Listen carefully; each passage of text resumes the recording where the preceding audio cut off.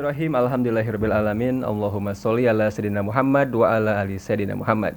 Assalamualaikum warahmatullahi wabarakatuh. Ikhwan dan akhwat pendengar Radio Silaturahim dan juga pemirsa Rasi Visual yang dirahmati Allah. Semoga kabar Anda sehat di sore hari ini, ikhwan dan akhwat. Kita kembali berjumpa di hari Selasa, hari yang ke-15 di bulan Ramadan 1442 Hijriah atau bertepatan dengan hari yang ke-27 di bulan April 2021. Kita kembali berjumpa di Tausiah Sore bersama Ustadz Wahyu DKS yang alhamdulillah telah hadir di studio. Kita sapa terlebih dahulu. Assalamualaikum warahmatullahi wabarakatuh, Ustadz. Waalaikumsalam warahmatullahi wabarakatuh. Kabar sehat, Ustadz ya? Alhamdulillah. Alhamdulillah. Sore hari ini akan membahas tema mengenai Ramadan bulan ukhuwah. Dan nanti yang ingin bergabung silakan ikhwan ditunggu di WhatsApp kami di 081111999720 ataupun telepon di 0218451512. Tanpa dulu, Ustaz. Bismillahirrahmanirrahim. Pada pemirsa Rasi Visual dan pendengar Silaturahim, sampaikan Assalamualaikum warahmatullahi wabarakatuh. Alhamdulillah, bersyukurillah. Masya Allah kan wa lam yasha'an yakun la hawla wa la quwwata illa billah. Asyhadu an la ilaha illallah wahdahu la syarika lah wa asyhadu anna Muhammadan abduhu wa rasuluh. Wassalatu wassalamu ala Rasulillah wa ala alihi wa ashabihi wa mawala. A'udzu billahi minasyaitonir rajim. Ya ayyuhalladzina amanu taqullaha haqqa tuqatih wa la tamutunna illa wa antum muslimun. Amma ba'd.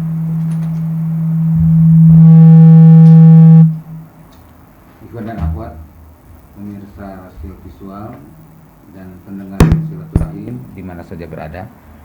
Alhamdulillah pada sore hari ini kita bisa berjumpa kembali di acara Tausiah Sore yang kita akan membahas edisi khusus Ramadan. Saya tidak membahas dulu kitab Adabul Islamiyah ya, Mawsu'atun Adabi Islamiyah. Kita khusus di edisi Ramadan ini. Insyaallah nanti di bulan Syawal mungkin kita akan lanjutkan lagi. Dan ini akan bahas sekarang tentang Ramadan sebagai bulan ukhuwah. Nah, Ramadan bulan ukhuwah ini kenapa disebut Ramadan bulan ukhuwah? Bukankah bulan ukhuwah itu di setiap waktu? Tentu betul bahwasanya di setiap saat kita harus punya rasa ukhuwah. Setiap saat. Ya, setiap saat. Tapi kenapa Ramadan disebut dengan bulan ukhuwah? Karena memang ada keistimewaan. Disadari atau tidak, kita bisa lihat sendiri di lapangan bahwa di bulan Ramadan orang yang peduli kepada sesama itu jauh lebih banyak dibandingkan dengan bulan yang lain. Orang yang bersedekah itu lebih banyak di bulan Ramadan. Ya. Orang yang memperhatikan, menolong, beramal soleh itu lebih banyak di bulan Ramadan. Jadi ini adalah merupakan bagian daripada ukhuwah. Nah, mungkin sekilas tentang apa itu sebenarnya ukhuwah. Kata ukhuwah ini berasal dari kata kerja akho ya. Misalnya dalam kalimat akho fulanun solihan. Ya, fulan menjadikan solih sebagai saudara. Nah, selain kata ukhuwah ada pula kata muakho. Nah, orang disebut kita, saudara kita. Jika ia adalah orang yang mempunyai hubungan persaudaraan dengan kita, baik saudara kandung, ya, saudara seayah, saudara seibu maupun saudara sesusuan. Kemudian juga bisa berarti syarik, bisa berarti sekutu, bisa juga berarti muwasi atau penolong, juga bisa berarti masil, ya, atau penyerupa. Nah, kemudian ada juga disebut sohih mulazim, artinya sahabat setia. Nah, atau juga bisa berarti pengikut pendapat seseorang. Nah, ini juga makna ya. Jadi kata ini dipakai secara umum untuk menyebut setiap orang yang menyertai orang lain, baik dalam urusan cinta, pekerjaan maupun agamanya. Karena itulah ukhuwah menuntut seseorang untuk mengasihi saudaranya. Karena itulah Al-Quran penyebutan bahwa seorang nabi adalah atau ukhuwah atau saudara bagi kaumnya dan bagi semua orang yang mereka dakwahi. Contoh ini dalam surah Al-A'raf ya. Di surah Al-A'raf ayat ke-65 disebutkan bahwa kami telah mengutus kepada kaum Ad saudara mereka Hud. Nah, jadi bahasa gitu. Saudara mereka Hud. Ia berkata, "Hai kaumku, sembahlah Allah, sekali-kali tidak ada yang patut disembah bagi kalian selain Dia." Ini surat Al-Araf ayat 65. Nah, kemudian di ayat ke-73 ya. Dan kami telah mengutus kepada kaum Samud saudara mereka Shalih. Ia berkata kepada kaumnya, "Hai kaumku, sembahlah Allah, sekali-kali tidak ada yang patut disembah bagimu selain Dia." Ngomong-ngomong tadi lupa juga baca doa ya. Nah, gak apa-apa lah, kita baca doa sekarang. Mudah-mudahan ilmu yang kita sudah sampaikan tadi bermanfaat. Bismillahirrahmanirrahim. Rabbi zidni ilman, Allahumma anfa'ni bima 'allamtani wa 'allimni ma yanfa'uni warzuqni ilman yanfa'uni. Amin. Baik. Lanjutkan. Al-Araf 85 menyebutkan, dan kami telah mengutus kepada penduduk Madian. Jadi tadi kepada kaum Ad adalah Nabi Hud. Kepada kaum Samud Nabi Shalih. Kepada kaum Madian disebutkan saudara mereka Su'aib. Jadi disebutnya saudara gitu. Nah, ia berkata, "Hai kaumku, sembahlah Allah, sekali-kali tidak ada yang patut disembah bagimu selain Dia." Nah, inilah pengertian ukhuwah yang dibicarakan dalam kamus-kamus bahasa Arab. Pengertian ini lebih luas dari sekedar persaudaraan menurut orang-orang Barat. Kalau orang Barat mungkin persaudaraan itu terbatas betul gitu ya. Nah, dalam Islam itu persaudaraan sungguh luas. Nah, maka kita lihat secara umum ya tentang ukhuwah yang sifatnya rahmatan lil alamin seperti apa. Jadi ukhuwah itu ada ukhuwah khalqiyah. Ukhuwah khalqiyah artinya sesama makhluk, sama-sama diciptakan Allah. Ya, jadi kita ini ada ukhuwah dengan sesama makhluk. Ya, contohlah dengan genting, ada sama-sama dari tanah kan. Jadi ada ukhuwah khalqiyah. Maka tidak boleh sembarangan gitu ya. Mentang-mentang gitu ya, itu genting bagus diinjak nggak boleh gitu ya. Jadi ada ukhuwah khalqiyah gitu ya. Tidak boleh sembarangan, ada pohon dirusak nggak boleh. Itu sesama makhluk. Kalau memang tidak mengganggu, tidak boleh kita lakukan pembersihan. Jadi artinya di sini tetap menjaga ukhuwah khalqiyah sama makhluk dengan semua. Tidak boleh kita membunuh hewan yang tidak diperintahkan oleh Rasulullah SAW. Kalau misalkan oleh Nabi diperintahkan seperti membunuh ular, membunuh kalajengking itu diperintahkan. Tapi kalau yang tidak diperintahkan ya jangan sampai melakukan hal itu. Jadi ada kucing, karena misalkan kita tidak suka kucing disiram dengan air panas, ada ya kan gitu. Ada. Nah itu masya Allah. Ini artinya dia tidak punya ukhuwah itu, nggak punya ukhuwah khalqiyah. Dia tidak merasa sesama makhluk itu harus saling menyayangi, gitu ya. Nah, yang kedua adalah ukhuwah insaniyah. Ini sesama manusia dengan siapapun, Artinya tanpa melihat bangsa, agama, kulit, bahasa. Ada ukhuwah insaniyah. Oh, masya Allah. Maka dalam Islam ditetapkan tetangga itu ada 3 macam. Ada tetangga yang punya 1 hak, tetangga punya 2 hak, dan tetangga punya 3 hak. Tetangga punya 1 hak, dia orang kafir, dia non Muslim. Nah, tapi dia tetap tetangga, harus dihormati, harus dihargai, nggak boleh diganggu, tidak boleh dianiaya, gitu ya. Nah, ini adalah ada ukhuwah insaniyah. Nah, demikian pula kalau sama Muslim, tentu ada tambahan, ada ukhuwah yang ukhuwah Islamiyah kan. Nah, jadi tetangga yang 1 hak untuk orang kafir atau non Muslim, tetangga yang punya 2 hak dia Muslim dan dia tetangga. Tetangga yang punya 3 hak, dia Muslim, dia tetangga dan dia saudara. Ada ikatan darah. Gitu. Iya. Nah, kemudian yang ketiga ada ukhuwah sa'biyah. Ukhuwah sa'biyah adalah sesama bangsa, antar bangsa.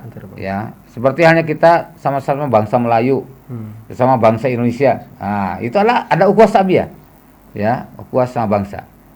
Nah, yang keempat ada ukhuwah Islamiyah, sesama Muslim dari golongan apapun. Ya, selama dia Muslim, bersyahadatnya sama, kiblatnya sama, pegangannya sama Al-Quran dan Sunnah, ya, maka dia adalah sesama Muslim. Nah, yang terakhir itu yang paling tinggi derajatnya adalah ukhuwah imaniyah, sesama mukmin. Beda dengan sesama Muslim. Loh, bedanya di mana? Ya, karena tidak semua Muslim itu mukmin. So, kalau mukmin pasti Muslim. Ya. Loh, emang ada dasarnya? Ada. Silakan lihat dalam surah Al-Hujurat ayat ke-14. Waktu itu diriwayatkan Banu Asad itu adalah kelompok orang-orang munafik. datang pada Rasulullah SAW. Ya Rasulullah, amanna akrimna wa atimna. Ya Rasulullah, kami semua telah beriman. Maka muliakan kami dan berikan makanan kepada kami. Tuh. Maka turun ayat, A'udzubillahi minasyaitonirrajim. Qalatil a'rabu amanna. Telah berkata orang-orang Arab amanna, menyebutkan kami telah beriman. Qul, katakan Muhammad, lam tu'minu, kalian semua belum beriman. Walakin qulu aslamna. Tapi katakan oleh kalian bahwa kami sudah Islam. Oh, kenapa? Walama yadkhulul imanu fi qulubikum. Karena belum masuk iman ke dalam hati-hati kalian. Nah, itu. Maka tidak semua muslim itu mukmin, tapi kalau mukmin pasti muslim. Maka di Al-Qur'an juga disebutnya qad aflahal mu'minun, ya. Tuh. Kalau orang mukmin itu di Al-Qur'an tidak diseru oleh Allah. Ya. Tidak akan ya ayyuhal mu'minun, tapi kalimatnya ya ayyuhalladzina amanu. 89 kali Allah memanggil dengan kalimat ya ayyuhalladzina amanu kutiba alaikumusiyam. Bahkan masih diperintahkan beriman, ya ayyuhalladzina amanu aminu. Ya, ya ayyuhalladzina amanu aminu, diperintahkan untuk beriman. Tapi kalau mukmin, qad aflahal mu'minun alladzina hum fi salatihim khashi'un walladzina hum 'anil lagwi mu'ridun. Terus karakter-karakter disebutkan. Innamal mu'minuna ikhwatun, kan? Innamal mu'minuna idza kana inama kana qaul mu'minin idza du'u ila Allahi wa rasulihi yaqumu bainahum ayyaqulu sami'na wa ata'na. Itu semua mukmin. Jadi kalau mukmin itu sudah punya karakter, ya. Tidak berbeda dengan amanu. Nih, alladzina amanu berbeda dengan mukmin. Apalagi dengan muslim. Nah, jadi muslim tingkatannya sampai pada alladzina amanu, puncaknya sampai mukmin. Nah, jadi kalau sudah mukmin, di situ baru derajat berikutnya akan mengikuti, ada mutakin, ada muhsinin, sebenarnya dari mukmin dulu. Nah, jadi hanya satu ayat di dalam Al-Qur'an, surah Al-Hujurat ayat ke-10, di mana persaudaraan mukmin menggunakan kata ikhwah. Ikhwah. Lazimnya apa? Dipakai untuk saudara kandung ikhwah ini. Kalau kita lihat di ayat Al-Qur'an, kalau kata ikhwah itu untuk saudara kandung. Tapi kalau kata ikhwan bisa saudara yang tidak ada kaitan dengan darah tadi. Tapi dalam surat Al-Hujurat ayat 10 disebutkan innamal mu'minuna ikhwatun. Mukmin itu adalah bersaudara, menggunakan kata ikhwah. Nah, padahal kata ikhwah itu biasa digunakan untuk saudara sekandung atau saudara. Jadi tapi di situ menggunakan artinya bahwasanya persaudaraan seiman itu ternyata bisa sejajar dan bahkan lebih tinggi daripada saudara kandung. Maka disebutkan ukhuwah imaniyah menjadi paling sedikit dari yang paling sedikit. Jadi ukhuwah imaniyah itu jadi yang paling sedikit, ya. Maka dengan kalimat inilah kita meyakini bahwa tidak ada ekstremisme dalam Islam. Tidak ada terorisme dalam Islam karena latar belakangnya ukhuwah. Persaudaraan. Dia berpikir dua kali melakukan tindakan anarkisme, kan melakukan bom bunuh diri juga, mikir ini untuk siapa, lalu gimana nilai-nilai ukhuwahnya gitu ya. Kalau misalkan kesalahan pada seorang, ya seorang itulah yang jadi sasaran. Kenapa jadi merembet kemana-mana gitu. Nah, maka ukhuwah fillah itu persaudaraan karena Allah merupakan satu perkara yang sangat mulia dan diwajibkan dalam Islam. Ukhuwah fillah adalah persenyawaan ruh dengan ruh, pertemuan hati dengan hati.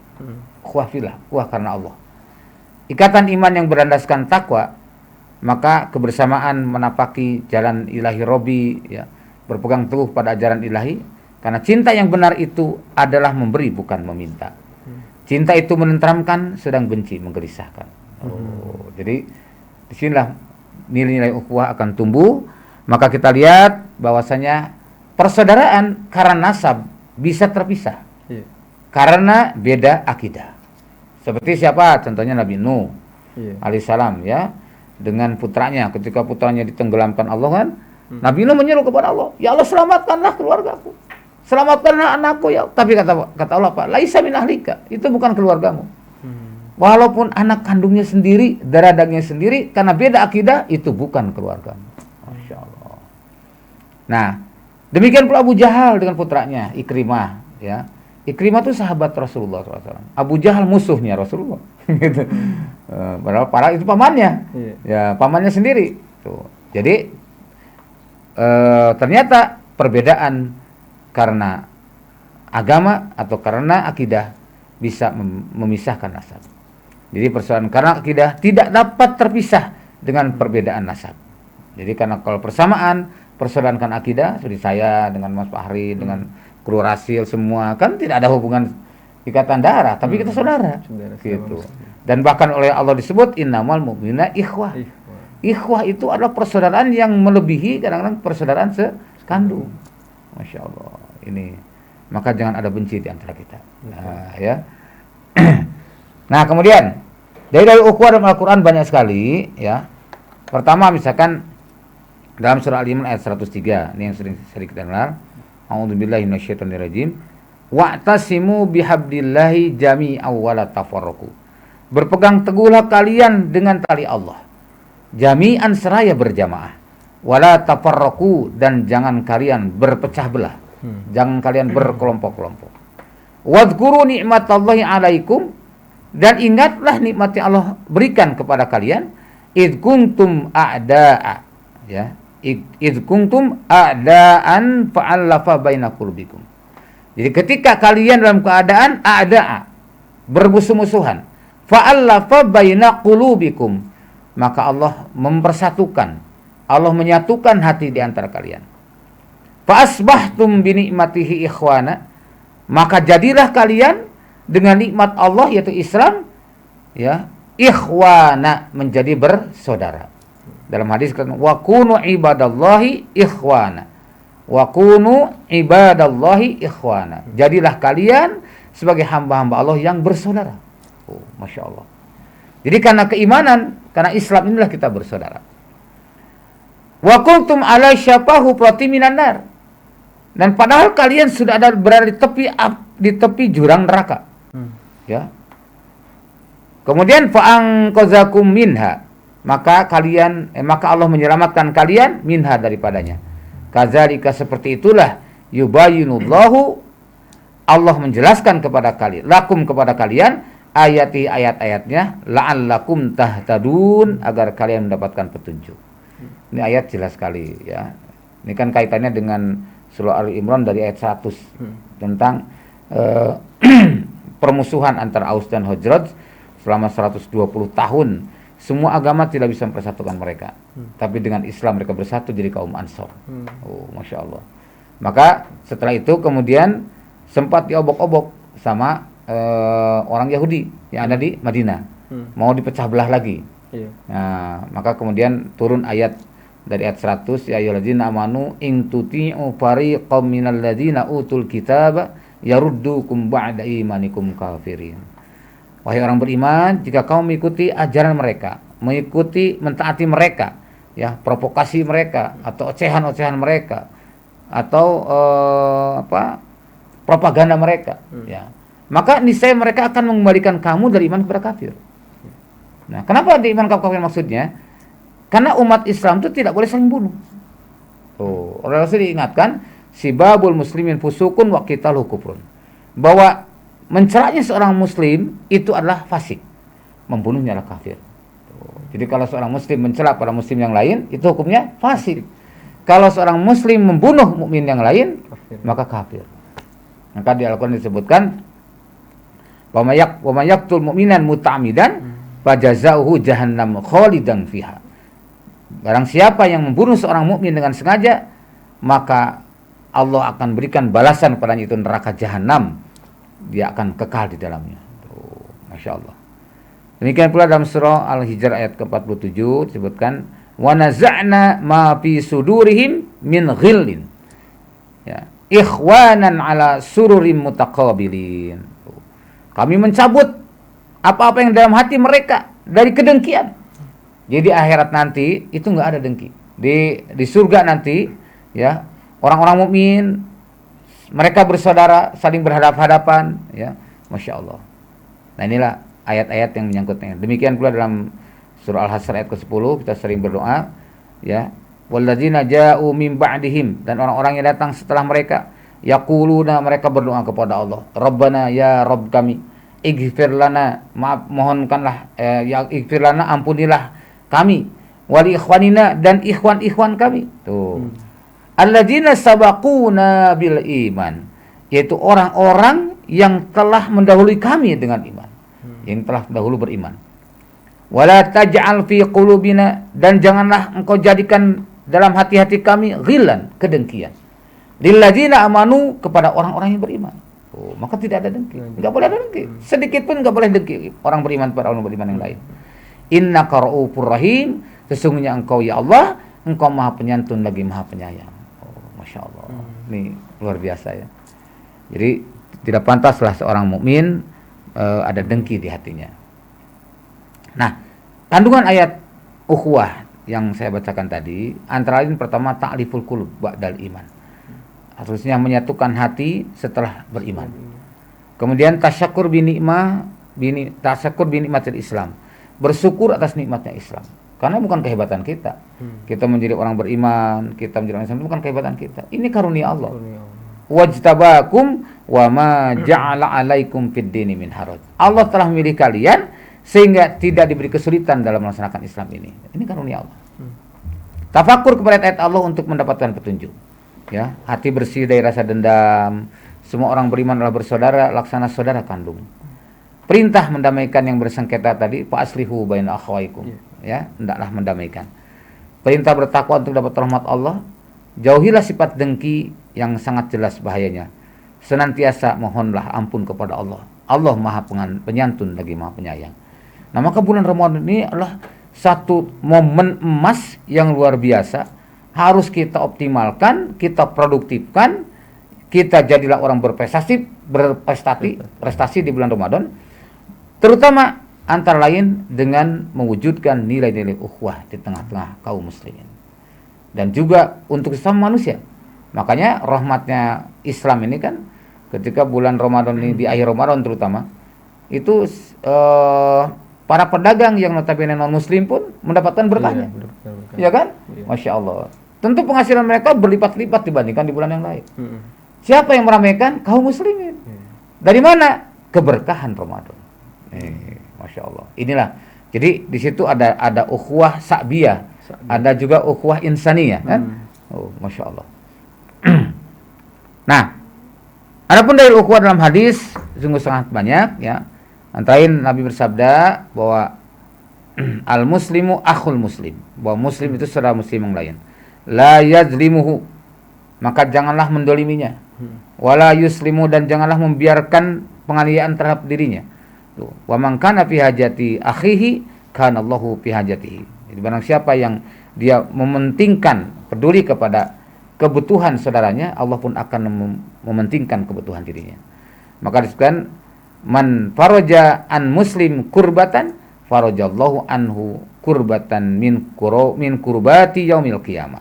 Barang siapa yang membebaskan kesulitan, ya, atau membuatkan beban seorang mukmin, maka Allah akan membebaskan beban nanti di hari kiamat. Nah, man satara musliman, siapa yang menutupi seorang muslim terhadap aibnya, satarahullahu yaumal qiyamah, Allah akan menutup aibnya pada hari kiamat. Ini Masya Allah. Nah, kemudian di hadis yang lain, dalam hadis riwayat Muslim disebutkan, la tahasadu, jangan saling mendengki. Tuh. Wala tanajashu, wala tabagodu, ya. Jangan saling merusak dalam transaksi perdagangan. Ya, jangan juga saling mencari-cari kesalahan, dan jangan saling membenci. Ya, wala tadabbur, jangan saling membelakangi. Wala yabi' ba'dukum ba'ala ba'i ba'din. Dan janganlah kamu membeli sebagian di antara kalian pada pembelian yang lain atau penawaran yang lain. Jadi maksudnya kalau barang sedang ditawar oleh orang lain, kita tidak boleh nyalip. Oh gitu. Ya, ini etika juga, karena bisa melukai hatinya kan. Kayak lelang itu nggak boleh. Nah, beda lagi kalau lelang ada, lelang boleh. Jadi misalkan ada barang satu nih, lagi ditawar sama Mas Fahri. Nah, udahlah 100.000. Saya bilang, udahlah sama saya 150. Nah, itu nggak boleh. Nyalip. Ya, itu nyalip. Dan akan terluka kan? Mesti tersinggung. Ini orang mentang-mentang punya duit, nah gitu. Betul. Nah, jadi maka kecuali sudah dilepaskannya. Banyak wakuna ibadallahi ikhwana. Jadilah kalian hamba-hamba Allah yang bersaudara. Oh, maka al muslimu akhul muslim. Muslim itu saudara muslim yang lain, la yazlimuhu, maka tidak boleh mendoliminya, ya tidak boleh menzaliminya, wala yahzuluhu, tidak boleh menghinanya, wala yahqiruhu, tidak boleh membiarkannya, itu menelantarkannya tidak boleh. At-taqwa huna, nih Nabi SAW, at-taqwa huna 3 kali, at-taqwa huna, at-taqwa huna. Takwa itu di sini, di hati, bukan dalam lisan. Takwa itu bukan Batak dan Jawa, gitu ya. Singkatan. Jadi bukan juga tak-tak di bawah gitu ya. Tak-tak ini pundak-pundak gitu. Maka disebutkan bihasbi mri'in min syarri ayyahqiru akhahul muslim. Tuh. Cukuplah menjadi sebuah perbuatan dosa atau keburukan ketika seseorang menelantarkan seorang muslim. Maka tidak boleh ya membiarkan. Nah, kullu muslim ala muslim, setiap muslim atas muslim yang lain itu haramun, haram, damuhu, darahnya, wa maluhu, dan hartanya, wa irduhu, dan kehormatannya. Tidak boleh saling mengganggu. Masya Allah, ini sangat jelas ya. Nah, demikian pula dalam hadis Sahih Muslim diceritakan begini. Ada seorang anna rajulan zaro akhon lahu fi qaryatin ukhra. Jadi seorang laki-laki melakukan kunjungan, berjalan kepada kampung yang lain. Nah, kemudian Allah mengutus malaikat. Utus malaikat menjelma jadi manusia. Utus untuk menemui orang ini. Tanya gitu ya. Tanya gimana? Aina turid? Kamu hendak kemana? Gitu ya. Qala, maka si laki-laki itu menjawab, uridu akhan li fi hadhil qaryah. Aku ingin mengunjungi saudaraku di kampung ini.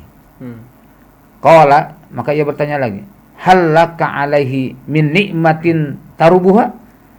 Apakah kamu ada suatu urusan-urusan dunia yang kamu harapkan? Gitu ya. Maka dia jawab, lah, tidak ada. Gitu. Enggak ada urusan dunia, apakah urusan transaksi atau pinjam uang, enggak juga, gitu ya. Enggak ada urusan sama sekali. Nah, ghayra anni akhbabtuhu fillahi azza wa jalla. Tidak ada selain bahwa aku mencintainya karena Allah azza wa jalla. Masya Allah. Qala, maka kemudian ia menyatakan, fa inni rasulullah ilaika. Sesungguhnya aku ini adalah utusan Allah kepada engkau. Maksudnya adalah malaikat. Ya. Bi anna Allah, bahwa sesungguhnya Allah qad ahabbaka. Jadi mengabarkan, sesungguhnya Allah telah mencintaimu kama ahbabtahu fihi, sebagaimana kamu mencintai saudara. Masya Allah, ini luar biasa. Ayo kita para pemirsa Rasul Visual, pendengar Radio Silaturahim, mari kita hidupkan ini. Sekarang Masya Allah dengan COVID ini rupanya terganggu juga ya silaturahim ya. Terhalang gitu. Ini bisa online. Ya bisa online ya minimal. Ya kemarin seperti taklim di Cilengsi kan, di Al-Fatah yang biasanya setahun sekali untuk menjelang Ramadan tuh, tahlim Ramadan biasanya kan bulan Sya'ban hadir puluhan ribu gitu. Nah ya kemarin akhirnya kita dengan online ya, karena daripada tidak gitu istilahnya. Tahun lalu kan tidak bisa sama sekali. Nah kemarin alhamdulillah bisa dilaksanakan dan bisa dihadiri oleh para ikhwan yang ada di berbagai wilayah juga negara-negara yang lain. Nah, An Abi Hurairah radhiyallahu anhu qala Rasulullah sallallahu man ada maridon aw zaro akhon lahu fillahi nadahu munadin antibta wa taba mamsaka wa tabawa minal jannati mangzilan. Jadi ini artinya siapa yang mengunjungi orang sakit gitu ya, atau silaturahim para saudaranya, maka Allah Subhanahu wa taala akan memudahkan dia untuk menempuh jalan-jalan surga. Masya Allah. Jadi bukan hanya mencari ilmu, termasuk juga kalau kita rajin berkunjung, nengokin orang-orang sakit itu ya, Masya Allah. Itu luar biasa ternyata pahalanya. Nah, maka dalam hadis lain disebutkan man nafasa an mu'min kurbatan min kurabi dunya nafasallahu anhu kurbatan min kurabi yaumil qiyamah. Jadi barang siapa yang membebaskan seorang mukmin dari beban dunia, maka Allah akan membebaskannya pada beban nanti di yaumil qiyamah. Nah, waman yassara ala mu'sirin, siapa yang memudahkan dari kesulitan, yassarallahu alaihi fid dunya wal akhirah, maka Allah akan memudahkan urusannya ya di dunia dan akhirat. Waman satara musliman, siapa yang menutup aib seorang muslim, satarallahu fid dunya wal akhirah, Allah akan menutup aibnya di dunia dan akhirat. Masyaallah. Maka kemudian Nabi SAW, wallahu fi auni akhihi, ya, wallahu fi aunil abdi makanal abdu fi auni akhihi, ya, wallahu, dan Allah, ya, Allah fi aunil abdi, Allah akan menolong seorang hamba, makanal abdu fi auni akhihi, selama hamba tersebut menolong saudaranya. Jadi kalau misalkan hamba tersebut ingin ditolong Allah, rajinlah menolong saudaranya. Jadi jangan begini, kita ini berharap pertolongan dari Allah, ya kalau pas lagi susah nangis itu, tapi dia tidak peduli dengan sesama. Ini berarti alamat dia tidak mau sebenarnya gitu, ditolong orang lain. Jadi ditolong Allah karena dia pun tidak peduli dengan orang lain. Nah, ada satu hal yang menarik juga menyangkut tentang hamba Allah ini. Ini dalam hadis riwayat Abu Daud, ya, juz 3 halaman 288, nomor 3527. Jadi cerita gini, inna min ibadillah, sesungguhnya dari hamba-hamba Allah itu, la unasan, ada manusia, mahum bi anbiya, mereka bukan para nabi, wala syuhada, juga bukan para syahid, bukan orang-orang yang mati syahid, tapi yagbituhumul anbiya wa syuhada, tapi menimbulkan ghibthah. Ghibthah itu rasa iri tanpa dengki. Jadi ada ghibthah, ada hasad. Kalau hasad itu adalah iri dengki. Nah, kalau ghibthah iri tanpa dengki. Iri doang gitu. Nah, iri doang itu tanpa dengki. Contoh misalkan kita iri dengan seorang yang sukses dalam usaha dan dia banyak beramal, banyak membantu gitu ya, untuk perjuangan, untuk membela orang lain, untuk membangun tempat-tempat ibadah, misalkan bangun masjid, bangun madrasah dan sebagainya. Nah, kita terjadi ghibthah, pingin saya seperti dia. Gitu. Nah, itu ghibthah namanya. Nah, atau misalkan kepada orang yang rajin mempelajari ilmu Islam, sampai dia hafal Quran, banyak hafal hadis, dia mengerti ilmu-ilmu agama yang lain, itu gitu, pingin seperti dia, gitu ya. Nah, kita pun belajar. Nah, kalau dengki tidak, dengki itu selain iri juga dengki, ingin supaya hilang nikmat itu dari orang itu. Nah, itu bedanya antara hasad dan ghibthah. Jadi kalau ghibthah malah disarankan oleh Rasulullah SAW, tidak apa-apa. Nah, seperti di sini. Nabi dan syuhada itu ghibthah kepada orang-orang tadi, hamba-hamba Allah. Ya, ghibthah kenapa? Di situ disebutkan yagbituhumul anbiya wa syuhada yaumal qiyamah. Ya. Nabi dan syuhada ghibthah pada hari kiamat kepada mereka bimakanihim minallahi taala, dengan kedudukannya dari si Allah taala. Jadi Allah memberikan kehormatan kemudian pada hamba-hamba Allah tadi. Sehingga menimbulkan ghibthah, rasa iri tanpa dengki, ya, kepada nabi dan syuhada. Coba, masya Allah. Padahal para nabi itu kan sudah dapat derajat tinggi. Tapi kok bisa gitu ya, rasa iri kepada manusia biasa yang bukan nabi, bukan syuhada. Nah, lalu siapa mereka ini? Nah, ini disebutkan. Qalu, maka sahabat bertanya, ya Rasulullah, wahai Rasulullah, tukhbiruna manhum, terangkan kepada kami ya Rasul, siapa mereka itu? Kok begitu baiknya, begitu bagusnya, begitu mulianya, gitu ya. Nah, maka Rasul bersabda, hum, mereka itu adalah kaumun, yaitu kaum tahabu biruhillah. Mereka saling mencintai karena Allah. Nih, masya Allah, ini disinilah pentingnya bulan ukhuwah, ya. Menjadikan Ramadan sebagai bulan ukhuwah, sehingga ini menjadi sebagai momen penting untuk membina diri kita, menanamkan kepedulian, menanamkan rasa empati, menanamkan ukhuwah kepada kita sama muslim, yang kemudian dirawat nanti pada bulan-bulan yang lain. Jadi disebutkan tadi, orang yang dapat kemuliaan tadi ternyata bukan nabi bersyuhada, bahkan nabi dan syuhada terjadi ghibthah pada mereka. Siapa mereka? Adalah qaumun tahabu biruhillah, yaitu kaum yang mereka saling mencintai karena Allah.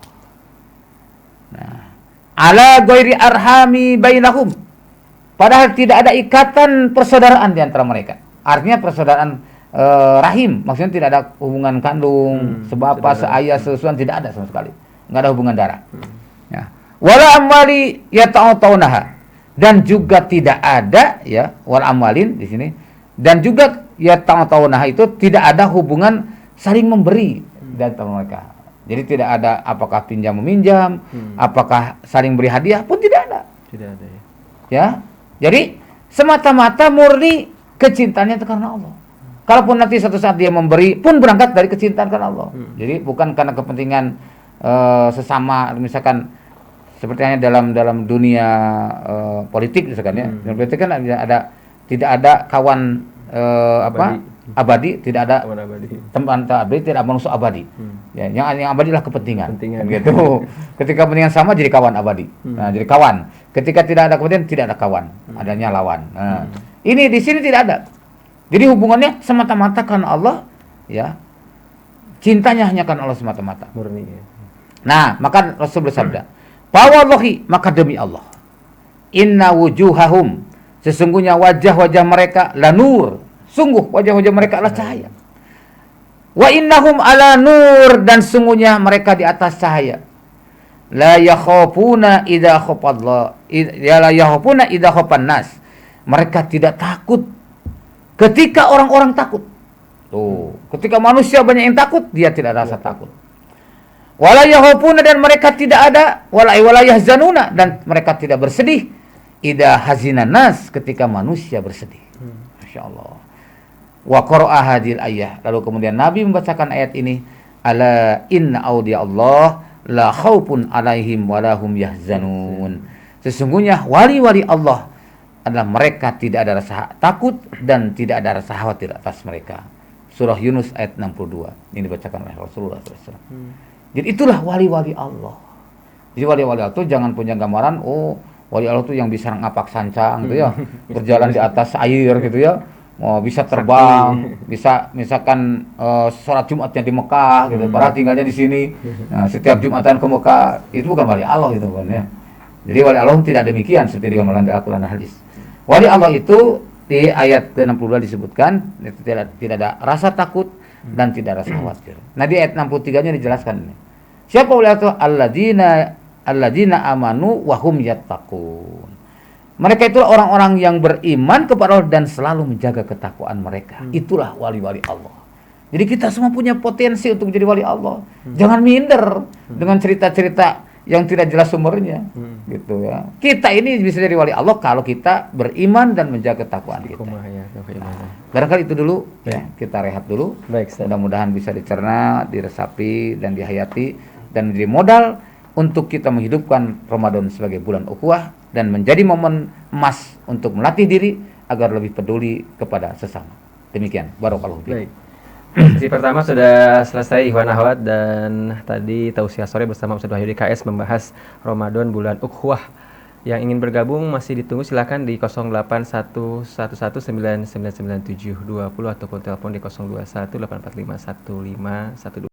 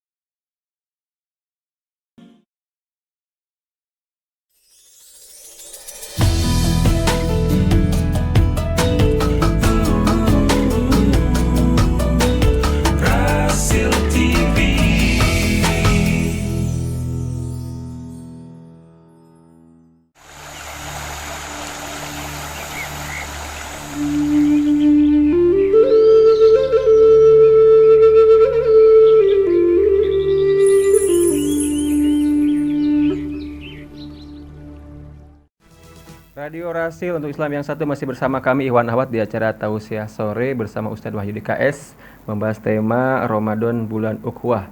Ini spesial Ramadan ya, karena biasa Ustadz membahas kitab Mawsu'atu Adabiyah ya. Adabi Islamiyah. Sekarang spesial Ramadan jadi bahasanya mengenai Ramadan bulan Ukhuwah.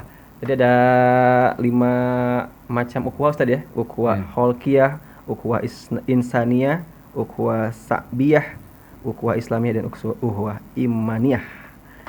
Dan akan kami lanjutkan Ustadz pembahasannya di sore hari ini, silakan. Ya. Bismillahirrahmanirrahim. Ikhwan fillah, hadis-hadis tadi sudah saya bacakan. Apa yang terkandung dalam hadis-hadis tersebut?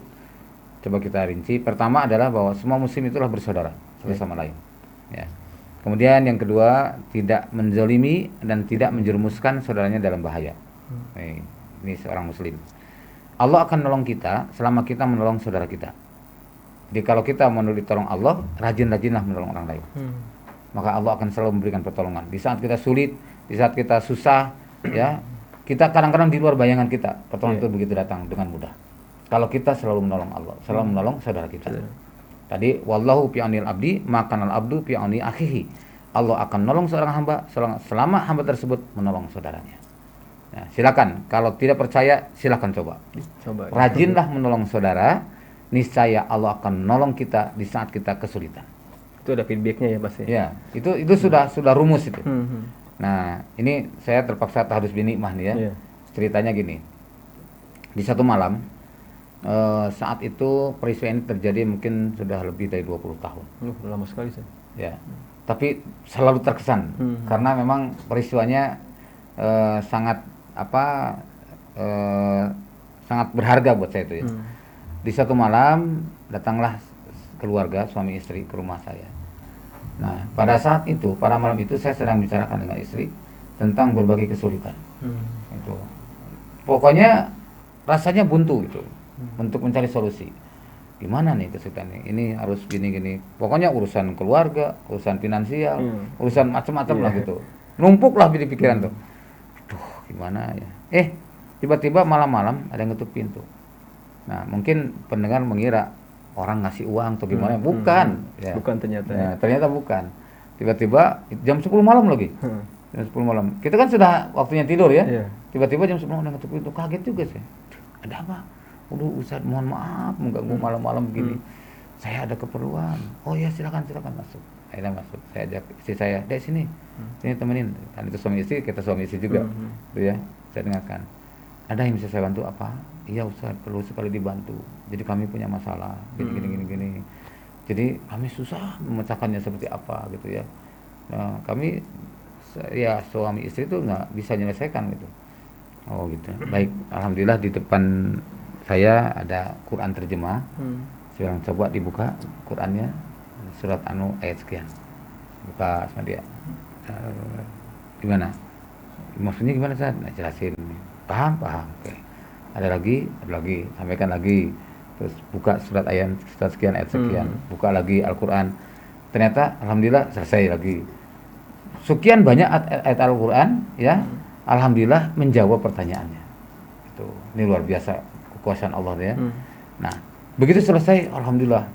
Dia datang dalam keadaan penuh dengan ya bermuram durja, murung gitu ya, penuh dengan kemelut, pulang dalam keadaan ceria. Tuh, akhirnya Ustaz alhamdulillah.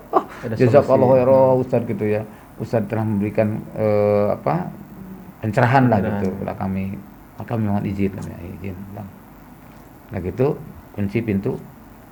Istri saya bilang begini, kalau saja dia tahu ya masalah yang kita sedang pikirkan, mungkin dia tidak akan berani menyampaikan masalahnya gitu. Nah, ini sebenarnya inilah cara Allah menyelesaikan urusan kita. Bikin masalah lagi. Jadi disampaikan kepada kita permasalahan orang lain untuk kita selesaikan. Dan urusan kita tidak bisa menyelesaikan. Insya Allah akan menyelesaikan. Udah, serahkan semuanya pada Allah. Ya, kita istirahat. Tidur. Dan alhamdulillah, nggak nyampe 1 pekan tuh. Semua urusan saya selesai. Alhamdulillah. Masya Allah, alhamdulillah. Nah, dari situ saya jadi rumus. Gitu ya. Karena ada ayat hadis tadi. Ya, wallahu fi aunil abdi, makanal abdu fi auni akhihi. Allah akan menolong seorang hamba, maka selama hamba tersebut menolong saudaranya. Jadi sekarang tuh kalau punya kesulitan, cari aja orang yang punya kesulitan. Dibantu ya. Ya, seperti hanya kita kenapa nih sakit nih nggak sembuh-sembuh gitu ya. Nah, cari aja orang yang sakit, ya kita bantu mereka. Nanti Allah yang ngobatin kita. Sesuai dengan ayatnya, idza maritu fahuwa yashfin. Apabila aku sakit, Allah yang Maha Penyembuh. Tuh. Jadi disitulah. Dan ini memang tidak bisa kalau nyoba-nyoba kita seperti tidak yakin kepada Allah beda. Nah, coba Allah nolong saya apa enggak? Agar itu tidak yakin, harus yakin. Gitu ya, Masya Allah. Nah itulah makanya saya sering cerita kepada teman-teman. Saya pernah ditugaskan melaksanakan amanat. Nih berangkat, tapi gimana nih? Kasnya masih kosong. Cuman ada ongkos setengah perjalanan. Setengah perjalanan dong. Bukan satu perjalanan, setengah perjalanan. Jadi kalau ongkos 50.000 cuma ada 25.000. Gitu. Saya sudah mau bilang kepada kondektur tuh, ya Pak, mohon maaf, tujuan saya ke sana, tapi hanya uang segini. Terserah Bapak mau turunkan di mana, pokoknya sakieun lah gitu. Terserah pokoknya segini bayarnya. Terserah mau turunin di mana gitu ya. Mau berapa kilo lagi ke tempat, pokoknya segini. Nah, mau niat begitu, sudah niat di hati itu. Tapi ternyata Allah berkehendak lain. Di mobil itu penuh di bis itu ya. Nah, alhamdulillah saya dapat tempat duduk. Tiba-tiba ada bapak-bapak bawa anak-anak, ya. Dia menghampiri saya karena berdesakan. Saya tadi di depan tuh ke belakang. Dekat saya sini. Saya nggak enak masa saya anak muda ini orang tua ya. Nah, saya berdirilah. Pak, silakan Pak duduk, Pak. Enggak, silakan ya. Enggak, Pak, silakan. Dipaksa tidak mau. Ya gimana lagi masa kita terus ya, udah akhirnya saya duduk. Anaknya, Pak, sini Pak, anaknya saya gendong gitu ya. Ternyata mau anaknya digendong. Datang kondektur dibayarin saya 100%. Jadi uang yang tadi utuh sampai tujuan tuh. Masya Allah. Nah, inilah indahnya. Saya menolong hanya dia menggendong saja kan. Dan tidak pernah berharap sedikit pun. Mudah-mudahan deh dibayarin. Nggak ada mau rugi kayak gitu ya. Istilahnya toma itu nggak ada. Nah, tetap niatnya tadi akan bilang kepada kondektur saya punya uang sekian. Tapi ternyata Allah berkehendak lain. Dibayarin saya sama Bapak ini tuh, Masya Allah. Saya pun lupa namanya waktu itu ya. Nah, itulah. Jadi kisah-kisah seperti ini banyak terjadi kepada setiap orang. Ya. Betul. Pokoknya siapa yang punya peduli, Allah akan peduli kepadanya. Siapa yang menolong saudaranya, Allah akan menolong dia. Tuh, Masya Allah. Oke. Selanjutnya adalah meringankan penderitaan orang lain. Ini adalah merupakan satu bentuk daripada ukhuwah. Menutupi kesalahan orang lain agar kesalahan kita ditutup Allah. Nah, gimana menutupi kesalahan orang lain ini? Contoh misalkan gini, ketika perang Tabuk, para sahabat itu bersama Rasulullah SAW 30.000 ke Tabuk. Nah, waktu itu ada sahabat yang tidak berangkat, namanya Ka'ab bin Malik, Hilal bin Umayyah, dan Mararah bin Rabi. Ini 3 sahabat tidak berangkat. Kalau yang lain yang tidak berangkat orang-orang munafik. Nah, 3 sahabat ini yang tidak absen dalam peperangan, satu saat itu waktu itu absen, ya tidak berangkat, karena satu dan lain hal, terutama kaitan dengan urusan dinamika kehidupannya lah. Nah, di perjalanan Rasul mencari-cari Ka'ab, karena Ka'ab itu tidak pernah absen dalam peperangan yang diperangkan, kecuali perang Badar karena waktu itu tidak direncanakan untuk perang. Nah, kemudian Rasul bilang, Aina Ka'ab, di mana Ka'ab? Nah, tiba-tiba ada seorang menyeletuk ngomong, ya Rasulullah, tidakkah engkau tahu Ka'ab sedang sibuk dengan dunianya? Nah, bagus apa buruk tuh? Buruk. Menjatuhkan nama baik kan? Ya Rasulullah, tidakkah engkau tahu Ka'ab sedang sibuk dengan dunianya? Nah, tiba-tiba sahabat yang mendengar kalimat itu langsung menimpali. Wallahi ya Rasulullah, ma ra'aitu Ka'ab illa bi khair. Demi Allah ya Rasulullah, saya tidak pernah melihat Ka'ab kecuali dalam kebaikan. Masya Allah. Ini Rasul pun diam, tidak melanjutkan. Karena disitulah aib angkat ditutup oleh sahabatnya. Nah ini kita kadang-kadang ketika ada kesimpulan, oh iya benar dia mau malah ngikutin, bukan nutupin gitu ya. Nah maka hendaklah biasakan untuk menutupi kesalahan orang lain agar Allah menutupi kesalahan kita. Kemudian silaturahim dan ziarah ini tidak ada motivasi lain kecuali cintakan Allah terhadap saudaranya. Karena kalau dicintai oleh Allah, ya kita akan cintai Allah karena mencintai hambanya. Kemudian keutamaan menengok orang sakit tadi, barisan surga bagi orang yang sering silaturahim karena Allah. Tadi kan bahwasanya Allah telah menjadikan surga kepada kamu karena kamu mencintai dirinya. Keutamaan membebaskan kesulitan orang lain, ya, telah disediakan surga bagi yang mengunjungi temannya karena Allah. Nah, kemudian jika membebaskan saudaranya dari beban hidup dan memudahkan urusannya, maka Allah akan maka ia akan dibebaskan dan diringankan urusannya oleh Allah pada hari kiamat. Allah menolong seorang hambanya, sekali lagi, selama hamba tersebut menolong saudaranya. Dan kemuliaan mukmin yang mewujudkan ukhuwah seperti kemuliaan para nabi dan syuhada. Bahkan nabi dan syuhada pun merasakan iri, merasakan ghibtoh kepada orang-orang yang saling mencintai karena Allah. Nah, ini sebuah hal, suatu kaum yang memang karunia Allah. Dan ini tidak bisa dibuat-buat. Jadi kalau kita ingin melihat sesuatu komunitas baik dan buruknya, lihat saja dalam kehidupan sehari-harinya. Gimana hubungan di antara mereka. Kalau misalkan ukhuwahnya tuh begitu terasa, ya, dan kepada setiap mukmin dia melakukan hal yang sama seperti itu. Bukan karena ukhuwah kelompok, bukan. Ya. Jadi ukhuwah kelompok mungkin hanya sekelompoknya aja bagus, tapi kepada yang lain kurang bagus. Nah, itu bukan ukhuwah kelompok, itu fanatisme golongan. Tapi kalau ukhuwah yang dimaksud dengan ukhuwah imannya tadi pada setiap mukmin, walaupun tidak berada pada komunitasnya, walaupun tidak berada pada kelompoknya, dia tetap berusaha baik. Nah, inilah yang akan dirahmati Allah Subhanahu wa taala. Baik. Demikian barangkali ya, mudah-mudahan ada manfaatnya. Dan sebagai penguat dari hal ini ada ungkapan dari Umar bin Khattab radhiyallahu anhu bahwa bertemu ikhwan artinya saudara kaum mukminin tadi menghilangkan kesedihan. Jika Anda dikaruniai Allah ketulusan cinta kepada sama teman, sama muslim, peliharalah dengan baik. Imam Syafi'i rahimahullah menyatakan di antara tanda teman sejati adalah mau menerima cacat ikhwannya, menutupi kekurangannya dan memaafkan kehilafannya. Masya Allah. Demikian. Subhanallah. Indah sekali ya kalau kita bersama sesama muslim saling menyayangi, apalagi saudara juga ya, apalagi. Dan juga tadi ada rumus kalau kita ingin ditolong sama Allah, tolonglah sesama manusia juga ya. Insya Allah Allah akan menolong kesulitan kita.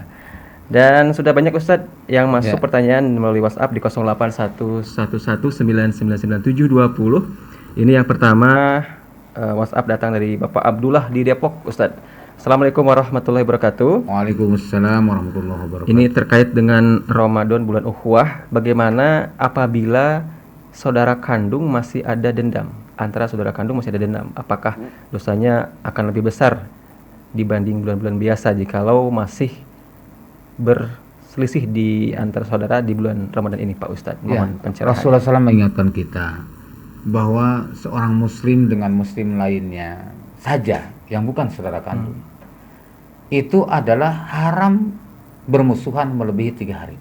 3 hari ya? Haram. Tidak halal seorang muslim memusuhi muslim yang lainnya lebih dari 3 hari. Nah, kenapa harus 3 hari? Nah, secara manusiawi kan tidak bisa dihindari rasa kesel gitu ya, mangkal tuh. Nah, itu Allah memberikan kesempatan, silakan netralkan 3 hari. Netralkan kembali gitu ya. Jadi 3 hari itu kan satunya mangkal, terus yang kedua mungkin mereda ya. Nah, 3 hari terus mereda.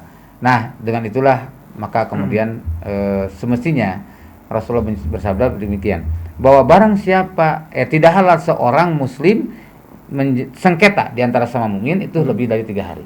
Dan orang yang paling baik, orang yang paling mulia di antara mereka, orang yang paling dahulu mengucapkan salam. Artinya orang yang paling dahulu islah. Itulah yang paling mulia di sisi Allah Jalla.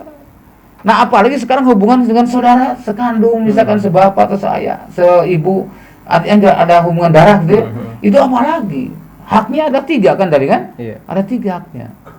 Jadi hak muslim, hak tetangga, hak saudara itu Masya Allah. Maka tentu dalam ini akan menjadi berat tanggung jawabnya di hadapan Allah bila tidak segera islah. Maka berlombalah untuk segera melakukan islah. Orang yang paling mulia di sisi Allah Jalla adalah orang yang paling dahulu mengucapkan salam. Segera ya. Artinya yang paling dahulu islah, paling dahulu menjabatkan tangannya. Misalkan sesama kakak beradik, sama-sama laki-laki nih ya. Nah, berantem nih. Biasa kadang-kadang ada sibling kan kalau dalam bahasa psikologi itu ada sibling. Ya, tahu kan sibling? Apa itu? Sibling itu adalah merasa tersaingi lah, gitu. Merasa terjadinya persaingan. Biasa itu hampir setiap keluarga ada aja sibling itu. Nah, saya sering menemukan itu sibling itu. Jadi kalau misalkan kadang-kadang adiknya merasa merasa cintanya kepada orang tua atau kasih sayang orang tua tuh merasa tersaingi dengan kakaknya gitu. Akhirnya terjadi sibling tadi. Jadi benci kepada kakaknya. Nah, seperti halnya dulu Nabi Yusuf dengan keluarganya, dengan kakak-kakaknya kan, itu tidak sibling sebenarnya. Itu. Tapi alhamdulillah Nabi Yusuf dan Benyamin tidak terjadi sibling kan, walaupun itu adalah kakak beradik. Tapi dengan saudara tirinya, ya, dengan saudara ayahnya gitu ya, itu yang terjadi sibling. Nah, dalam hal ini pun sama. Maka siapa yang paling dahulu mengucapkan salam, ya, menjabat tangannya, itu akan lebih mulia insyaallah. Ya, jadi kalau pertanyaannya tadi, tinggal kembalikan kepada hati kita. Siapakah di antara kita yang ingin menjadikan posisinya lebih mulia, maka segera untuk berlomba mendahuluinya. Oh, Masya Allah. Jadi apakah itu jadi dosa? Jelas dosa. Dosa ya. Bukan hanya bulan Ramadan, di bulan lain juga sama. Apalagi bulan Ramadan yang semestinya tadi bulan ukhuwah, ya, malah membuat sengketa, gitu ya. Maka Rasulullah bilang persengketaan aja harus dikatakan ini soimun. Kalau kita diajak berantem seorang kan ini soimun, aku sedang saum. Tapi jangan ditambahin, ntar lo kalau berantem bulan Syawal gitu ya. Jangan. Nah, itu demikian. Baik, kalau sampai bertahun-tahun apalagi ya itu. Wah, apalagi dosa sekali. Atau mungkin untuk mendamaikannya bisa mengundang orang lain untuk mediasi. Dan orang ketiga itu harus menjadikan mediator, ya, melakukan mediasi, dan ini lebih mulia juga di Allah dibandingkan orang-orang yang islah tadi. Kalau ada orang yang bisa mengislahkan, itu mendapatkan posisi yang mulia di sisi Allah. Maka hendaklah perintah tadi kan fa'aslihu baina akhawaikum.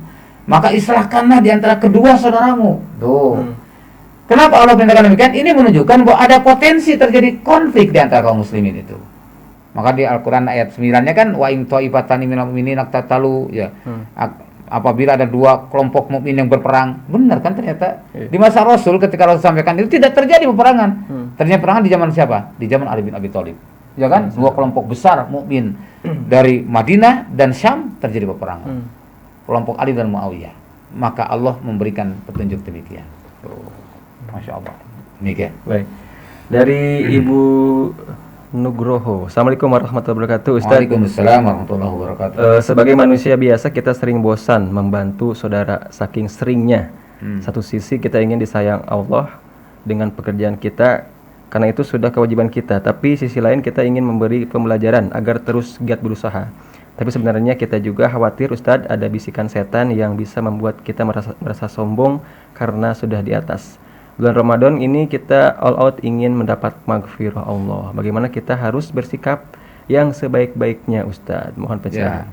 Pertama, kita jangan pernah merasa berjasa ketika kita bisa menolong orang lain. Ini yang sering kali kan kita merasa berjasa, bahwa kita merasa saya kan menghidupin kamu. Waduh, Masya Allah, hebat banget bisa menghidupi manusia, gitu ya. Tapi kalau kita lihat ayat, siapa orang yang bisa memberikan kehidupan pada seorang, maka maka dia sama dengan menghidupkan seluruh jagat raya ini. Dan barang siapa yang mematikan seorang, maka dia sama membunuh seorang, dia sama dengan membunuh seluruh manusia. Tuh, jadi Masya Allah, ini luar biasa. Makanya di sini kita lakukan semuanya karena Allah saja. Ya, kalaupun mau mendidik, didiklah dengan cara kita memberikan nasihat, memberikan bimbingan, biar perlu kita memberikan pekerjaan atau kita mengarahkan dia, ya, bukan lantas diboikot gitu. Nah, jadi didikan dengan cara yang baik, nah, dengan cara memberikan pelajaran, memberikan tausiah, memberikan arahan. Kamu terus begini, coba. Oke ya, sekarang kalau mau saya tidak kasih uang dulu ya. Tuh, coba selama 1 pekan misalkan, supaya kamu betul-betul kerja keras gitu. Nah, silakan cari pekerjaan. Nah, jadi nggak usah juga diembel-embelin, nanti kalau berhasil saya akan kasih, jangan. Biar kalau itu pendidikan semuanya. Nah, tapi jangan lantas tiba-tiba aja yang biasanya misalkan ngasih tiba-tiba tidak, apalagi dengan dibarengin bermuka masam misalkan ya. Nah, ini tidak boleh. Dilakukan dengan la tubtiru shadaqatikum bil mani wal adab. Jangan batalkan nilai sedekah kalian, nilai sedekah kalian bil mani wal adab. Dengan apa? Dengan menyebut-nyebut dan menyakiti hati.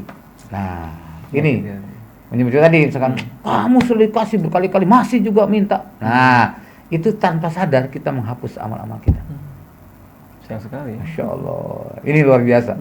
Makanya suatu saat misalkan gini, ada seorang yang memang dibantu, si A dan si B ini, si A ini punya kemampuan, artinya tidak kaya banget gitu ya, hanya dia diberikan kemampuan oleh Allah, punya rezeki agak lancar lah gitu dibandingkan si B.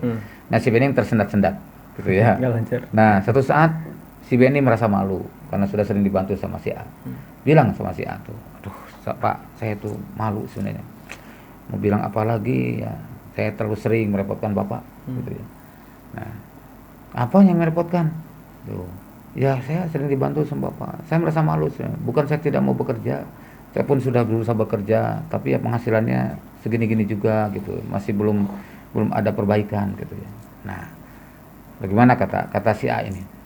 Tidak, makanya lu ikutin dua dong, nggak begitu ya, tapi bilangnya gini, udahlah, semua itu adalah sebenarnya ya Bapak memberikan kesempatan pada saya untuk beramal soleh, dan itu bagi saya satu hal yang saya syukuri. Allah menitipkan harta ini adalah untuk berbagi kepada Bapak. Ya. Jadi saya sama sekali merasa tidak punya berjasa, tidak ada jasa sama sekali. Saya hanya mengalirkan kok. Karena Allah simpan, Allah titipkan pada saya alirkan. Nah, salah satu penyalurannya adalah kepada Bapak. Jadi ini bukan karena kehebatan saya sama sekali. Ini mutlak dari Allah, saya dititipin untuk dibagikan. Dan Bapak mendapatkan bagiannya gitu. Jadi Bapak pun tidak perlu banyak apalagi minder dengan saya. Banyaklah bersyukur kepada Allah. Ya, banyaklah bersyukur kepada Allah atas nikmat yang Allah berikan. Jadi disinilah suatu hal yang luar biasa. Dia tidak akan merasakan apa-apa, nggak ada beban.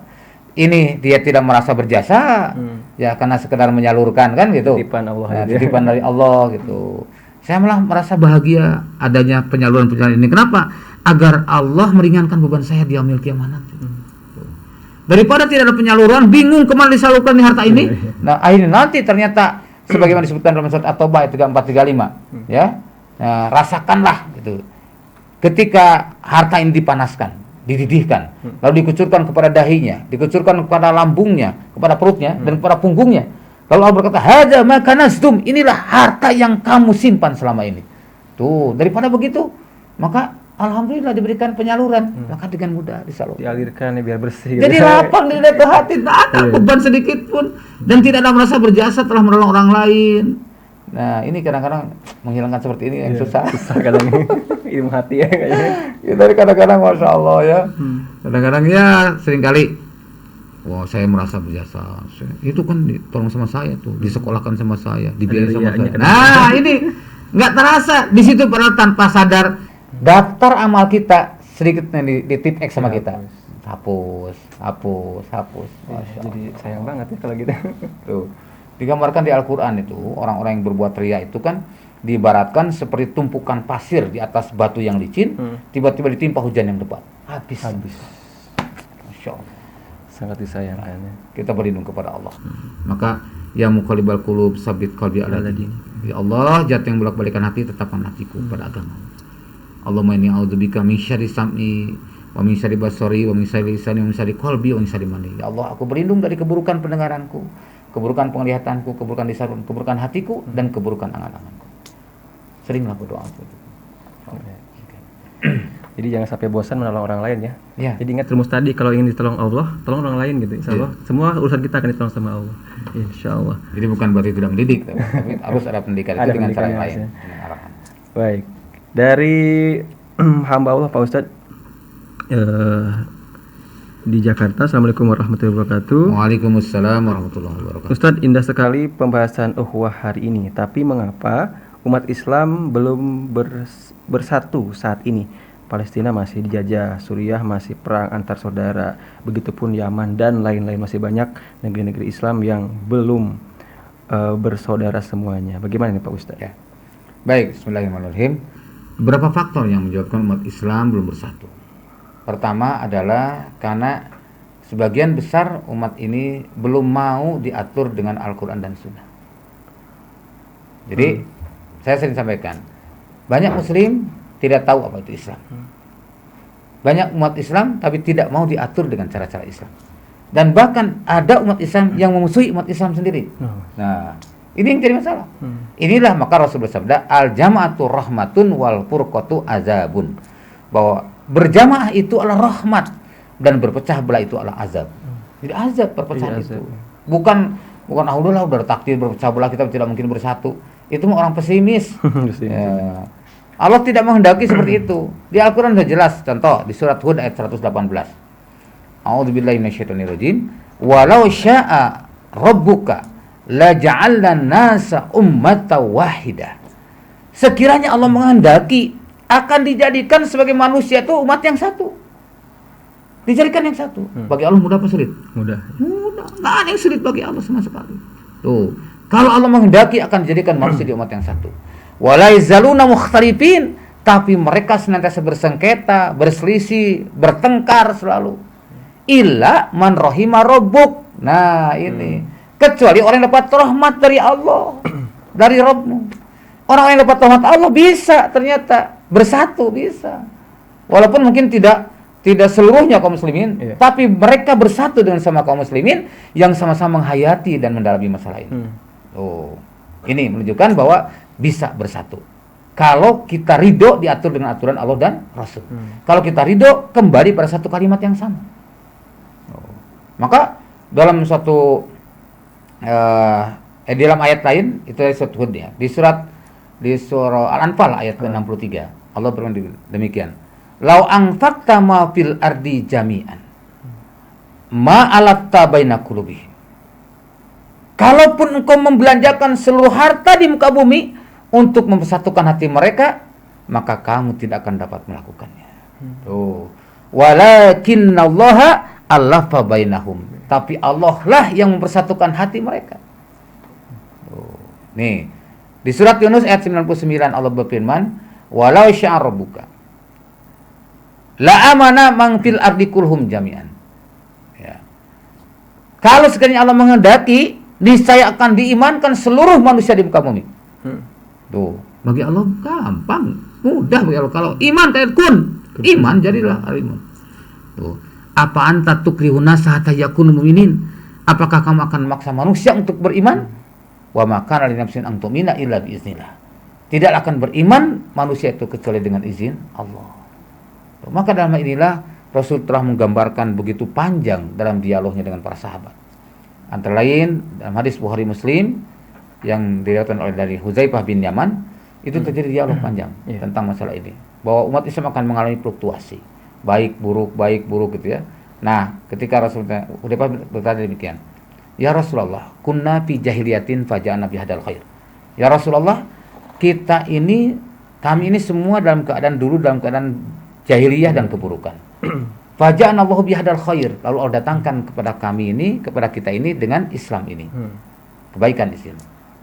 Fahal bada dalikal khairi min sarin. Apakah selain ada keburukan lagi? Kata Nabi, na'am, ada lagi keburukan. Buktinya betul di zaman Muawiyah bin Abi Sufyan dan Ali bin Abi Thalib terjadi bentrok. Itu keburukan bagi kaum muslimin. Lalu bertanya lagi, ya Rasulullah, apakah setelah keburukan itu ada kebaikan lagi? Kata Nabi, benar, na'am. Wa fihi dakhunun, tapi di dalamnya ada kabut, ada kekeruhan. Nah, ta'rifu minhum wa tunkiru, kamu ketahui mereka dan kamu ingkar. Di dalamnya pun ada ma'ruf, ada mungkar, bercampur. Nah, lalu sahabat bertanya, Hudzaifah bin Yaman bertanya, wa ma dakhunuhu ya Rasulullah? Apakah dahonnya itu? Apakah kabutnya itu? Apakah kekeruhannya itu? Kata Hudzaifah bin Yaman, yaitu qaumun yastanuna bigari sunnati wa yahduna bigari hadi. Akan ada kaum yang itu sunnah bukan sunnahku, mengikuti petunjuk bukan petunjukku. Tuh, jadi ini Rasul sampaikan demikian. Maka kemudian Hudzaifah bin Yaman nanya lagi, ya Rasulullah, setelah kebaikan yang bercampur dengan keburukan tadi, hak dan batil berbaur, pola Islam dengan pola non-Islam berbaur gitu ya. Nah, adakah yang lebih buruk daripada itu? Kata Nabi, na'am, ada lagi keburukan. Nah, du'atun ala abwabi jahannam, yaitu para dai yang menyeru kepada pintu-pintu jahannam. Coba, ngeri kan? Mestinya dai itu ngajak ke surga, kok ngajak ke pintu jahannam gitu. Nah, ada yang kalimat al abwabi jahannam, ada ila abwabi jahannam. Ada yang di atas pintu jahannam, ada yang ke pintu jahannam. Nabi kemudian menyebutkan man ajabahum ilaiha qadafuhu fiha. Siapa yang menyambut seruan mereka, sama akan dilemparkan ke dalam jahannam. Nah, kemudian Hudzaifah bin Yaman nanya lagi, ya Rasulullah, sifhum lana, sifatilah mereka bagi kami ya Rasul, seperti apa mereka tuh? Kata Nabi, hum min jildatina wa yatakalamuna bi alsinatina. Mereka dari kulit kita dan berbicara dengan lisan-lisan kita. Artinya penampilannya sama, nggak ada bedanya gitu ya dengan yang lain. Dan mereka pun berbicara dengan lisan-lisan kita, Mungkin karena menggunakan Quran, karena menggunakan hadis, pandai berbahasa Arab, tapi disebutkan oleh Nabi menyeru kepada pintu jahanam. Maka Hudzaifah bin Yaman makin penasaran nih. Ya Rasulullah, Mama tak muruni in adrokani zalika. Apa yang hendak kau perintahkan kepadaku jika aku berjumpa dengan keadaan seperti itu? Kemudian Nabi bersabda, talzamu jama'atal muslimina wa imamahum. Tetaplah kamu dalam jamaah muslimin dan imam mereka. Tuh, jadi perintahnya ini. Dalam kondisi fitnah yang begitu dahsyat tadi, diperintahkan untuk berjamaah dalam jamaah muslimin dan imam mereka. Masih penasaran Hudzaifah bin Yaman? Fa ilam yakun lahum jamaah wala imam. Bagaimana kalau tidak ada bagi mereka jamaah imamah? Mereka tidak menemukan jamaah muslimin, tidak ada imamnya. Kata Nabi, fa'tazil tilkal firaqakulah. Tinggalkan oleh kamu semua kelompok-kelompok yang ada itu. Walau anta ada bi asri sajarah, walaupun kamu harus menggigit akar pohon, hatta yudrika kal maut, sehingga kematian menemui kamu, wa anta ala zarik, kamu tetap bertahan demikian. Artinya lebih baik hidup sendirian dalam kebenaran daripada bergabung dengan yang tidak diperintahkan Allah dan Rasulnya. Demikian. Itulah jalan persatuan umat. Al-jama'atu rahmat wal furqatu azab. Bahwa al-jamaah itu adalah rahmat dan perpecahan itulah azab. Demikian. Baik. Jadi tidak ada yang tidak mungkin kan? Tidak mungkin. Rasul memberikan solusi. Baik. Selanjutnya pertanyaan dari Bapak Yudi, Ustadz di Perumahan Cibubur City. Assalamualaikum warahmatullahi wabarakatuh. Waalaikumsalam warahmatullahi wabarakatuh. Ustadz, bagaimana agar sikap kita yang baik-baik di bulan Ramadan ini bisa terus berlangsung pada bulan-bulan berikutnya? Bagaimana memelihara sifat-sifat baik ini, Pak Ustadz? Ya, ini memang penting. Maka kita harus memahami tentang makna Ramadan sendiri. Ramadan itu bulan pembakaran. Bulan pembakaran, bulan penggodogan, bulan latihan, gitu ya. Di mana di sini? Kenapa? Karena memang dulu Ramadan itu kan ada sebelum zaman Nabi. Nah, karena panas sekali, makanya bulan membakar, gitu ya. Membakar. Nah, Allah takdirkan saum 1 bulan penuh di bulan Ramadan, di bulan yang panas, bulan yang membakar. Maka ini sebagai satu dinamika disebut kawah canda di muka kan? Itu memang penggodogan. Luar biasa. Maka di bulan Syawal itu bulan peningkatan. Syawal itu artinya peningkatan. Itu. Nah, maka di bulan peningkatan itu tentu harus menjaga rutinitas kita, melanjutkan kebiasaan sholat tarawih, lanjutkan dengan sholat malam. Kebiasaan saum Ramadan, lanjutkan dengan saum sunnah. Ya, kebiasaan sedekah, lanjutkan dengan sedekah. Terus kita menjaga. Ini bagaimana supaya bisa terjadi? Perlu adanya komunitas. Makanya di dalam Al-Quran dikatakan tawasau bil haqqi wa tawasau bis sabri wa tawasau bil marhamah. Ada musyarakah, ya. Artinya tawasul itu adalah tidak sendirian, saling menasehati, saling menasehati dengan benar, dengan sabar, dengan kasih sayang. Maka di situ perlu komunitas. Maka Nabi bersabda, "Fa'alaikum bil jamaah wa iyyakum wal furqah." Maka wajib kamu hidup berjamaah, jangan bersendirian. Karena inna syaitana ma'al wahidi. Sesungguhnya setan itu menyertai orang yang sendiri. Tuh, maka kita cari teman hidup berjamaah di situ, ya.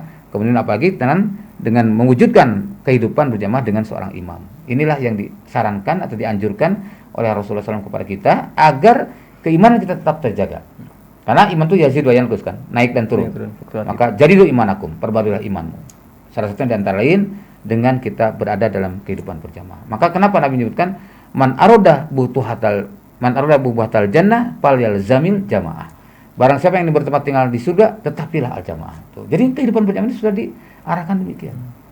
Tidak boleh dianggap sederhana gitu. Inilah konsep yang paling benar dari Rasulullah sallallahu alaihi wasallam. Bukan barat, bukan timur. Ya, demikian. Baik Ustaz, yang terakhir Ustaz ya, dari hamba Allah. Assalamualaikum warahmatullahi wabarakatuh. Waalaikumsalam warahmatullahi wabarakatuh. Ini di luar tema, Pak Ustaz. Apabila orang melanggar larangan saat berpuasa, diwajibkan membayar kafarat. Lalu orang ini memilih untuk memberi makan 60 orang miskin. Bolehkah memberi makan 60 orang miskin itu dalam bentuk beras? Misalnya menyumbang beras 1 karung ke panti asuhan dengan ukuran per orang 1 mud. Bagaimana menurut Ustaz? Ya. Baik. Bismillahirrahmanirrahim. Tentang kafarah ini dalam Al-Quran ada di surah Al-Maidah 89. Ya, Al-Maidah ayat 89. Dan kaitan kafarah pada bulan puasa itu terjadi pada masa Rasulullah SAW. Di dalam hadis yang diriwayatkan oleh Imam Al-Bukhari, seorang datang pada Rasulullah SAW, celaka ya Rasulullah. Kenapa katanya? Aku telah berkumpul dengan istriku. Itu, wah, kalau gitu kata Rasul, bebaskan seorang budak. Ya Rasul, dari mana saya mampu membebaskan seorang budak? Nggak mampu, Mahal harga budak tuh ya. Iya. Nah, ya mungkin kalau sekarang berapa puluh juta loh gitu. Wah, gimana? Nggak mungkin ya tuh. Saya tidak mampu, Rasul. Ya sudah, kalau gitu kamu saum selama 2 bulan berturut-turut. Lebih berat lagi. 2 bulan. Jangankan 2 bulan, sebulannya bocor. Apalagi 2 bulan ya. Bisa dibayangkan gimana susahnya gitu ya. Nah, akhirnya, waduh. Ya sudah, kalau gitu kamu harus memberikan sedekah kepada 60 orang miskin. Nah, ini yang maksud dengan kifarat tadi. 60 orang miskin ini, jadi artinya alternatif berikutnya. Jadi bukan ujuk-ujuk mentang-mentang kaya. Itu udahlah 60, jangan 60, 1000 aja saya mampu. Itu mah mengentengkan kepada dalil gitu ya. Dalilnya perintahnya itu membebaskan seorang budak dulu. Yang pertama itu ya. Itu kalau tidak mampu ditempuh membebaskan seorang budak, baru saum 2 bulan berturut-turut. Itu. Jadi bukan langsung ujuk-ujuk langsung ke sana gitu ya. Jadi itu alternatif terakhir. Berikan makan kepada orang miskin. Dalam hal ini memang berbeda pendapat dengan para ulama tentang sebesar apa atau senilai berapa sih tentang memberikan makan orang miskin itu. Ada yang berpendapat tadi seperti 1 mud ya. Kemudian kalau segini. Semud itu seliter kali ya? Ya. Nah, tapi ada juga yang melihat bahwa yang dimaksud dengan itu sama dengan fidyah. Memberikan makan orang miskin adalah senilai makanan yang kita makan dalam 1 hari. Kalikan 60 hari. Itu. Jadi 60 orang miskin kalikan 60 hari gitu kan. Maka itulah nilainya. Kalau kita makannya misalkan 1 hari 1 juta, ya berarti 60 juta. Ada kan makan sehari 1 juta? Ada mungkin ya? Ada. Orang kaya. Ada loh. Orang saya pernah diceritain sama orang yang pernah melakukannya gitu ya. Jadi makan orang cuma 2 juta, makan cuma 3 atau 4 orang gitu. Nah, sebenarnya gimana? Itu makannya pertama lobster. Lobster aja satunya 600.000. Ya, berarti ada yang makan 1 juta sehari gitu ya. Nah, itu. Jadi ini artinya memberikan kifarat itu sesuai dengan makanan yang kita makan. Nah, dengan ini maka sekali lagi jangan sampai kita melakukan pelanggaran dan mengambil kifaratnya yang paling enteng, gitu ya. Nah, tapi tahapan itu harus ditempuh. Nah, demikian. Nah, para ikhwan rahimakumullah, kaitan dengan ikhwan ini, saya jadi teringat pada sabda Rasulullah SAW. Rasul sedang berkumpul dengan para sahabat. Tiba-tiba Rasul begini, wadidtu anni laqitu ikhwan. Aku cinta, aku sayang, aku rindu, ingin berjumpa dengan ikhwanku. Faqala ashabun Nabi sallallahu alaihi wasallam, maka berkatalah para sahabat Nabi sallallahu alaihi wasallam, "Awalisa nahnu ikhwanaka? Bukankah kamilah ikhwanmu?" Qala, Rasul menjawab, "Antum ashabi." Kalian semualah sahabat-sahabatku. Walakinna ikhwani, tapi yang dimaksud dengan ikhwanku adalah alladzina amanu bi wa lam yarawni. Orang-orang yang beriman kepadaku padahal mereka belum pernah berjumpa denganku. Inilah ikhwan Rasulullah. Orang yang beriman kepada Rasulullah padahal belum pernah berjumpa dengan Rasul. Siapa mereka? Berarti dari zaman tabi'in yang tidak berjumpa dengan Nabi, tapi beriman pada Nabi. Sampai nanti menjelang kiamat, orang beriman di akhir zaman, ya sebelum hari kiamat itu kan ada orang beriman yang kemudian dimatikan oleh Allah SWT. Ya, secara massal meninggal semuanya, baru tinggal di situ orang-orang kafir dan terjadilah kiamat. Itu ketika nama Allah sudah tidak disebut lagi karena sudah kafir manusia semua. Nah, maka dalam ini suatu saat juga Abu Hurairah bin Al-Jarrah pernah bertanya kepada Nabi. Dia bilang gini, "Ya Rasulullah, hal ahadun khairun minna aslamna ma'aka wa jahadna ma'aka?" Ya Rasulullah, adakah orang yang lebih baik daripada kami? Maksudnya dari para sahabat. Aslamna ma'aka, kami Islam bersama engkau. Wa jahadna ma'aka, kami berjihad bersama engkau. Qala, Nabi berjawab, "Na'am, ada yang lebih baik." Nah, siapa mereka? Qaumun, yaitu kaum yakununa min ba'di, yang ada yang datang sesudahku, yu'minuna bi, mereka beriman kepadaku, walam yarawni, padahal mereka belum pernah berjumpa denganku. Itu lebih baik daripada kamu. Masya Allah. Masya Allah kita ya. Ya. Jadi artinya kalau keimanan kita setingkat sahabat, kita jadi yang lebih baik. Ya. Nah, tapi kalau kurun memang masa itu yang paling bagus, makanya khairul kurun qarni, summa ladina yalunahum summa ladina yalunahum. Jadi kalau kurun itu memang tidak bisa melampaui para sahabat. Tapi kalau secara individu bisa. Tuh, jadi kita punya kesempatan untuk sampai pada hadis ini. Ini hadis riwayat Ahmad, juz 36 halaman 393 nomor 17.439. Nah, kemudian juga dilihatkan juga demikian dalam Riwayat Ahmad di nomor 12.915, inna masalah ummati masalul mator. Sesungguhnya perumpamaan umatku seperti perumpamaan air hujan. La yudro, tidak diketahui awaluhu pada awalnya, khairun yang lebih baik, aw akhiruhu atau di akhirnya. Oh, masya Allah. Inilah maka kita kesempatan untuk berlomba. Ya, mudah-mudahan kita bisa berjumpa nanti dengan Abu Bakar, dengan Umar, dengan Utsman, dengan Ali dan sahabat-sahabat yang mulia di sisi Allah Azza wa Jalla. Ya. Maka di dalam surah At-Taubah ayat ke-11 disebutkan ikhwan itu cirinya apa? Allah berfirman, fa in tabu, maka apabila mereka bertobat, wa aqamus shalah, dan mendirikan salat, wa atau zakah, dan menunaikan zakat, fa ikhwanukum fiddin, maka itulah ikhwan kalian dalam Islam. Tuh. Jadi yang ikhwan itu bukan golongan, bukan kelompok. Ini ikhwan saya, kenapa satu kelompok dengan saya? Itu bukan ikhwan saya. Nah, itu salah itu. Ini yang memecah belah umat. Jadi ikhwan itulah seluruh kaum muslimin yang mereka beriman. Syaratnya tadi dia bertobat kepada Allah, mendirikan sholat, dan menunaikan zakat. Kalau ini menjadi tiga tanda ini jadi ciri padanya, maka dialah ikhwan kita. Dimanapun dan kapanpun, dalam keadaan bagaimanapun kulitnya, bagaimana warna kulitnya apa, bahasanya apa, bangsa manapun, itulah saudara kita. Mudah-mudahan kita bisa menerapkan konsep ukhuwah ini dalam kehidupan kita sehari-hari, khususnya di bulan Ramadan, makin meningkatkan kepedulian kita kepada sama, dan di bulan Syawal serta berikutnya sampai kita pulang kepada Allah tetap bertahan dengan kebaikan sebagai ikhwan sesama kaum muslimin, sesama kaum mukminin, agar kita pulang dalam keadaan husnul khatimah. Demikian yang dapat saya sampaikan. Mohon maaf bila kurang berkenan. Billahi bisabil haq walhamdulillahil alamin. Subhanakallahumma bihamdik asyhadu an la ilaha illa anta astaghfiruka wa atubu ilaik. Wassalamualaikum warahmatullahi wabarakatuh. Waalaikumsalam warahmatullahi wabarakatuh. Demikian ikhwan ahwat kebersamaan kita di acara Tausiah Sore bersama Ustadz Wahyu DKS, Ramadan bulan ukhuwah, tema kita di sore hari ini. Semoga apa yang Ustadz sampaikan dapat menambah ilmu agama kita, juga menambah iman dan tahu kita kepada Allah Subhanahu wa taala. Saya yang bertugas Fahri ditemani Ondi dan juga Yusuf Subangit pamit. Billahi taufiq wal hidayah. Wassalamualaikum warahmatullahi wabarakatuh.